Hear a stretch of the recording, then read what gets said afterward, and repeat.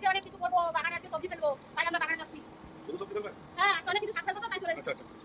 জানা ছিল না। দাদাও চলে এসেছে, আমিও চলে এসেছি। বীজ ফেলবো, পালং শাক, মূলো শাকের বীজ, তার জন্য চলে এসেছি বাগানের মধ্যে। আজকে দাদা করবে, আমি বীজ ফেলবো, তাই ঘাসগুলো তুলে রেখেছি। দাদা তো কাজ তো দাদারই তো কোনো কাজ আছে। ঘাসগুলো তো তুলছি, তো ঘাসগুলো তুলে নেওয়ার পরে দাদা মাটিটা কোপোবে। আমারটা কোপানো হয়ে এসছে, এবার আমি বীজ ছড়াবো। মূলো বীজ ছড়াবো, মূলো বীজ ফেলছি। বীজগুলো ছড়ানো হয়ে গেছে। বীজ, পালংয়ের বীজ ফেলবো। পালংয়ের বীজটাও ছড়ানো শেষের পথে।